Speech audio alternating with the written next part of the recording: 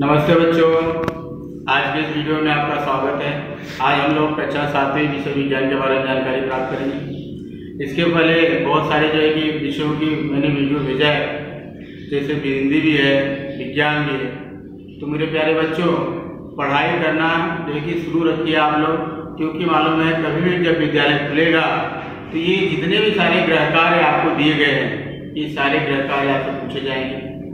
सारी बुक जो है कि आपकी कंप्लीट होना चाहिए। इसलिए जो है कि हर एक वीडियो को देखिए और उसमें जो भी आपको पूछा गया है उसके आधार पर जो है कि उन प्रश्नों का उत्तर लिखिए और अपनी कॉपी किताब जो है कि कंप्लीट कीजिए। तो मेरे प्यारे बच्चों, जिससे लॉकडाउन में आपकी पढ़ाई न रुके। तो हम लोग इस जो है कि देख रहे हैं प्राकृतिक संसाधनों के गुणधर्म भाग से 5 भाग देख चुके हैं। 5 भाग अर्थात मिट्टी के बहुत सारे हम लोगों ने उपयोग देखे थे, मिट्टी के प्रकार देखे थे, मिट्टी की बुनावट के आधार पर, अर्थात जैसे आप लोगों ने देखा था चीनी मिट्टी, इसके अलावा टेराकोटा मिट्टी और भी बहुत सारी मिट्टी है जिसके बारे में हम लोग ने इसके पहले वीडियो में हम लोग ने देखा। अब हम लोग देखेंगे कि मृदा का परीक्षण क्या है, मृदा का परीक्षण क्यों आवश्यक है, हम लोग मिट्टी की जांच क्यों करते हैं। क्योंकि आपको मालूम है मेरे प्यारे बच्चों, मिट्टी किसानों के लिए मिट्टी बहुत ही महत्वपूर्ण होती है। अगर वह मिट्टी जो है कि अनुपजाऊ होगी तो किसानों की जो है कि कृषि कार्य जो है कि उसमें अच्छी तरह से नहीं हो पाएगा, अर्थात जो उनकी पैदावार है वो घट जाएगी, उसमें जो है कि वनस्पतियों की उपज ही नहीं होगी। तो इसलिए मिट्टी की जो है कि परीक्षण करना बहुत आवश्यक होता है, क्योंकि यह जो मिट्टी होती है उसके बुनावट के आधार पर, उसके रंग के आधार पर, इसके पहले हम लोगों ने वीडियो में देखा था कि मिट्टी जो होती है वह देख के ही, अर्थात उसकी बनावट को, उसके रंग को देख के हमको मालूम पड़ जाता है कि मिट्टी किस प्रकार की। तो यह मिट्टी का परीक्षण करना बहुत आवश्यक होता है, जिससे मालूम पड़े कि वो मिट्टी के अंदर जो है कि किसी घटक की कमी तो नहीं है, या अगर जो किसी घटक की कमी होती है तो हम उस घटक की पूर्ति कर सकते हैं। तो इसके लिए मिट्टी का जो है कि परीक्षण बहुत आवश्यक है, जो हम लोग देखेंगे। यहाँ पे आपको मैंने कुछ लिखा है, देखिए जरा, कि मिट्टी का परीक्षण करने से जमीन के घटकों की मात्रा समझ में आती है। मिट्टी का रंग, बुनावट तथा उसमें समाविष्ट कार्बनिक पदार्थों की जांच परीक्षण में होती है। मिट्टी में किन घटकों की कमी है और उसकी पूर्ति के लिए आवश्यक उपाय निश्चित करने के लिए मृदा का परीक्षण किया जाता है। तो इसके लिए, पूर्ति के लिए आवश्यक उपाय निश्चित करने के लिए मृदा का परीक्षण किया जाता है। मेरे प्यारे बच्चों, इसमें आपको देखिए मिट्टी का रंग, बुनावट तथा उसमें समाविष्ट कार्बनिक पदार्थ, अर्थात इस मिट्टी के अंदर ये सारी चीजें बहुत इंपॉर्टेंट है। अगर मिट्टी के अंदर कार्बनिक पदार्थ नहीं तो वह मिट्टी के अंदर, अर्थात जो है कि पोषक तत्वों की कमी हो जाएगी, और जब पोषक तत्व की कमी हो गई तो वह जो है कि मिट्टी अनुपजाऊ हो गई। इसके अलावा उसके अंदर बहुत सारे जो है कि घटक पाए जाते हैं। ये सारे घटकों की जांच जो है कि परीक्षण द्वारा पता चल जाती है, और ये परीक्षण करने से हमको ये सारे घटक के बारे में जानकारी हो जाती है, और जिन जिन घटकों की कमी होती है उस मिट्टी के अंदर हम उसकी पूर्ति कर सकते हैं। इसके अलावा आपको मेरे प्यारे बच्चों मालूम होगा कि मिट्टी में इन घटकों की कमी होने के बहुत सारे कारण हैं, तो हम लोग आगे देखेंगे। लेकिन आपको देखिए यहाँ पर कि जब मालूम है मिट्टी का जो परीक्षण होता है वो करते किस प्रकार, उसके लिए आपको मालूम होगा कि जिस मिट्टी का हमको परीक्षण करना होता है उस मिट्टी को हम लोग सुखाते हैं, अर्थात उस मिट्टी के कुछ पदार्थ, कुछ घटक ले लेते हैं और उसको जो है कि छांव में, ध्यान देना कि धूप में नहीं, छांव में उसको सुखाया जाता है। अब सुखाने के बाद उस मिट्टी के परीक्षण करने के लिए हम लोग पीएच पेपर या विद्युत वाहक, अर्थात उसको करंट द्वारा जो है कि उसका जो है कि परीक्षण किया जाता है। ये 2 प्रक्रिया है, पीएच के माध्यम से है और दूसरा जो है कि विद्युत धारा के माध्यम से जो है कि इसका जो है कि परीक्षण किया जाता है, और जिससे हमको ये मालूम पड़ता है कि यह मिट्टी उपजाऊ है कि नहीं। तो दूसरी बात देखिए बच्चों कि मिट्टी का जब हम लोग परीक्षण करते हैं तो परीक्षण करने से उसकी कमी तो हमको मालूम पड़ती है, लेकिन यह कमी होती किस कारण है, वो कमी के जो है कि बहुत सारे कारण आपको यहाँ पर बताया गया है। कि मिट्टी की उर्वरता कम होने के क्या कारण हो सकते हैं। तो मिट्टी की उर्वरता को कम करने का आपको सबसे पहले देखिए यहाँ दिया गया है कि मिट्टी के पीएच का मान 6 से कम तथा 8 से ज्यादा।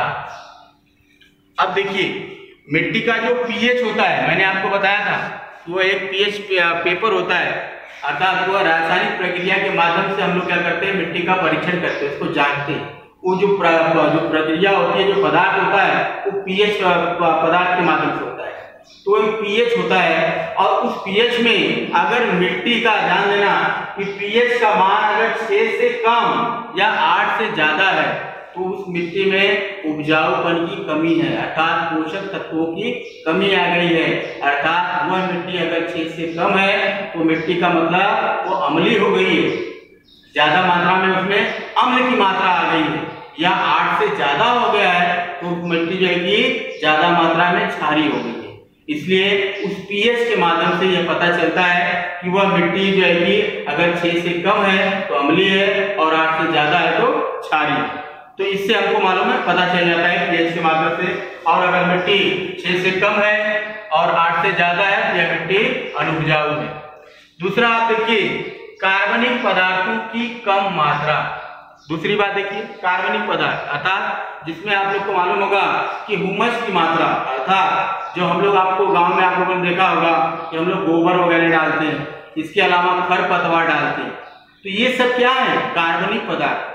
इस कार्बनिक पदार्थों की, या कार्बनिक पदार्थों की जब मात्रा घट जाती है तब वह मिट्टी क्या होती है, अनुपजाऊ हो जाती है, अर्थात उस मिट्टी में पोषक तत्वों की कमी हो जाती है, अर्थात कुल मिलाकर कार्बनिक पदार्थों की कमी आ जाती है।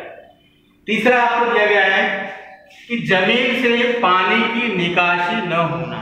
निकासी अर्थात मेरे प्यारे बच्चों बहुत इंपॉर्टेंट पॉइंट है कि जिस मिट्टी में हम लोग मालूम है पानी प्रवाहित करते हैं, उस मिट्टी में जो है कि पानी जो है कि समय समय पर निकल जाना चाहिए।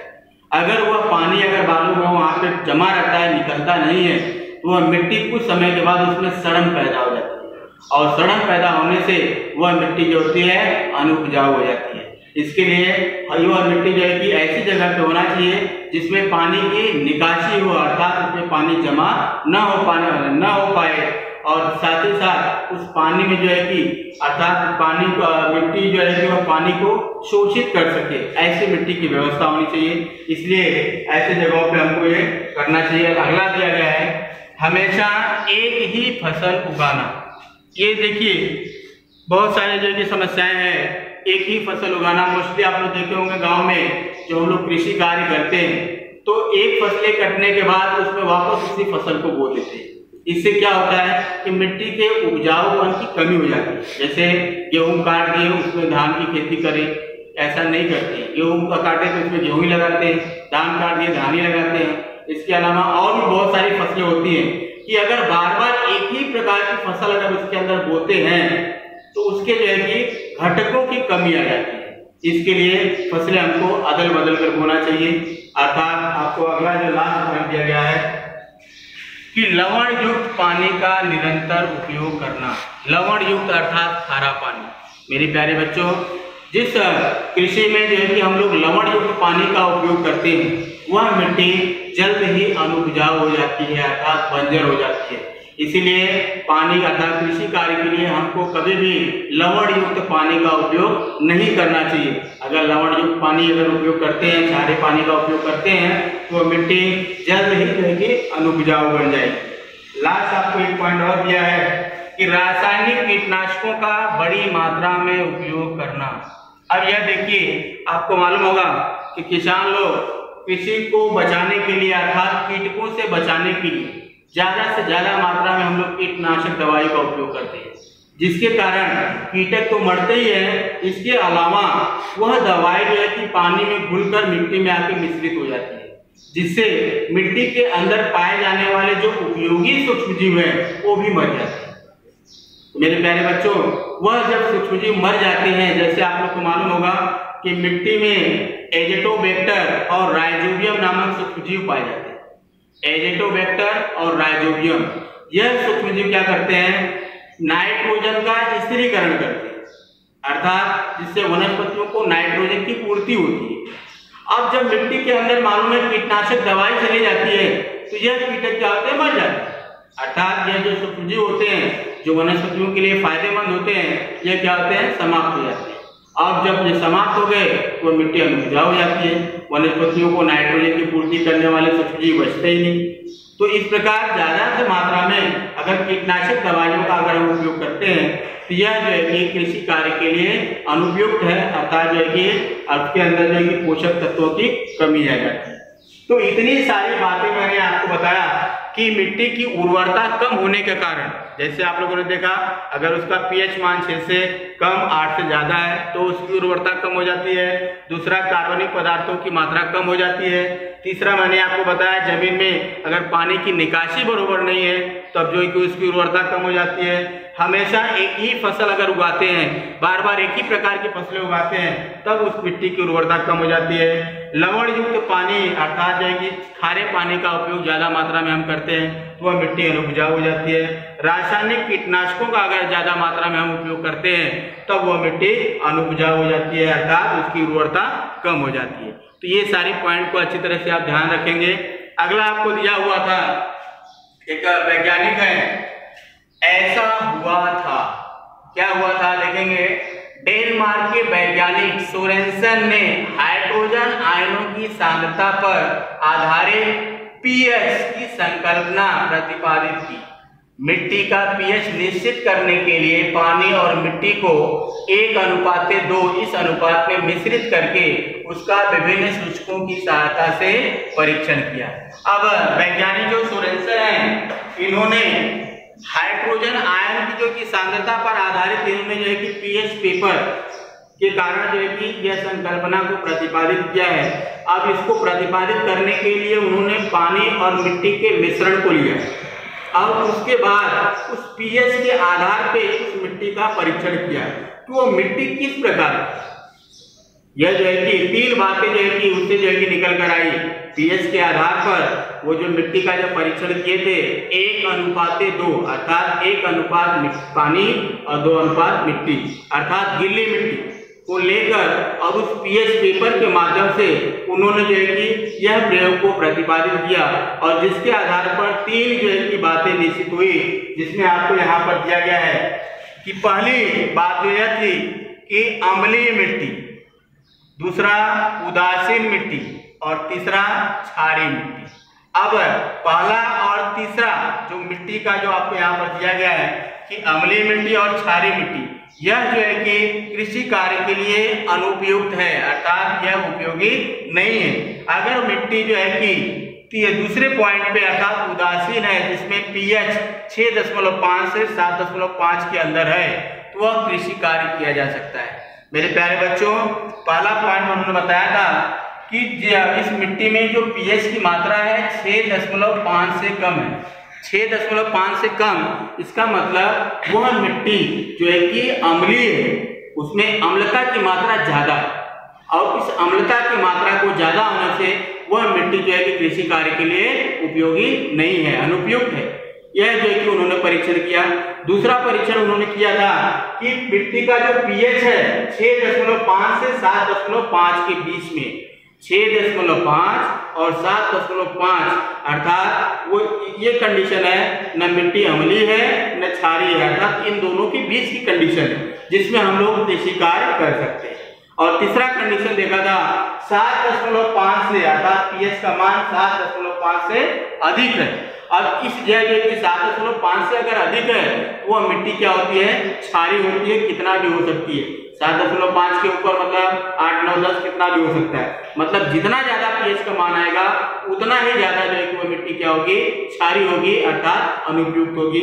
यह जो है कि सोरेनसन वैज्ञानिक ने डेनमार्क में यह जो है कि यह सिद्धांत को प्रतिपादित किया, अर्थात जो है कि पीएच पेपर के माध्यम से उन्होंने जो है कि मिट्टी की उर्वरता को जांचा, उसको परखा।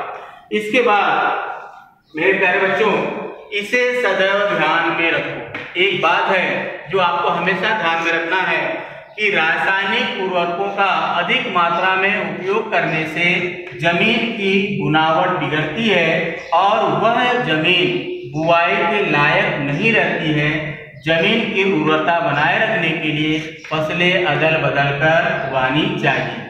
देखिए ये बातें हैं जो कृषि कार्य के लिए बहुत फिट है। आपको मालूम होगा कि मेरे प्यारे बच्चों, मैंने आपको पहले बता दिया कि अगर मालूम है ज़्यादा मात्रा में अगर रासायनिक खादों का अगर उपयोग करते हैं, रासायनिक आपको दिया है उर्वरक मतलब खाद, रासायनिक खाद का ज़्यादा मात्रा में उपयोग करते हैं तो वह मिट्टी जो है कि अनुपयुक्त हो जाती है, अर्थात बंजर हो जाती है। क्योंकि आपको मालूम होगा यह रासायनिक खाद उसके जो है कि घटकों की कमी का, अर्थात उसके घटकों की जो पोषकता है उसको कम कर डालता है और इसके लिए वह मिट्टी जो है कि अनुपयुक्त हो जाती है, अर्थात जो है कि क्षारीय हो जाती है। इसके लिए मेरे प्यारे बच्चों, रासायनिक खादों का ज़्यादा मात्रा में उपयोग नहीं करना चाहिए। लोग लालचवश जो है कि ज़्यादा मात्रा में खाद डालते हैं कि ज़्यादा खाद डालेंगे ज़्यादा उत्पादन होगा, लेकिन वह धीरे धीरे क्या होती है, कम हो जाती है। इसके लिए मेरे प्यारे बच्चों दूसरी बात कि हमको फसलें अदल बदल कर बोना चाहिए।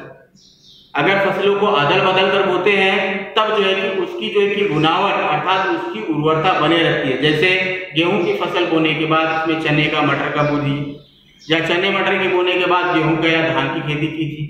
मतलब अगर अदल बदल कर बोते हैं तो उसमें जो उसके पोषक तत्व हैं, उसकी जो गुणावट है वो बनी रहती है। अगर एक ही प्रकार की फसलें बोते हैं बार बार तो वह जो है कि उसके जो पोषक तत्व हैं, उसके घटक हैं वो कम हो जाते हैं। इसके लिए हमको हमेशा जो है कि फसलों को अदल बदल कर बोना चाहिए और साथ ही साथ कीटनाशकों का उपयोग कम करना चाहिए और रासायनिक उर्वरकों का उपयोग कम करना चाहिए। अगर ये सारी चीजें अगर हम लोग उचित अनुपात में करते हैं तो वह कृषि कार्य उपयुक्त होगा, अर्थात वह कृषि कार्य अर्थात उत्पादन प्रक्रिया हम बढ़ा सकते हैं। तो इतनी सारी बातें मेरे प्यारे बच्चों, इसके अंदर हम लोगों ने देखा कि मिट्टी का परीक्षण क्यों आवश्यक है, मिट्टी का परीक्षण करने से हमको क्या क्या पता चलेगा और मिट्टी की उर्वरता कम होने के क्या क्या कारण थे। ये सारी चीजें हम लोगों ने देखा इस वीडियो के अंदर और इसी के आधार पे आपको कुछ गृह कार्य दिए गए हैं। जैसे यहाँ पे आपको दिया गया है कि पहला है कि मृदा परीक्षण की आवश्यकता क्यों है, जो मैंने आपको शुरू में बताया। दूसरा है मिट्टी की उर्वरता कम होने के कारण क्या है और लास्ट है रासायनिक उर्वरकों का अधिक मात्रा में उपयोग करने से क्या होता है। ये 3 गृह कार्य आपको दिए गए हैं। इस गृह कार्य को अच्छी तरह से अपने गृह कार्य की कॉपी में लिखिए और शुक्रवार और शनिवार को इस जो आपका ग्रुप है 7वीं क्लास का उसमें इसको भेजिए, जिससे पता चले कि कौन बच्चा गृह कार्य कर रहा है कौन नहीं कर रहा है। इसी के साथ मैं अपनी वाणी को विराम देता हूँ। धन्यवाद।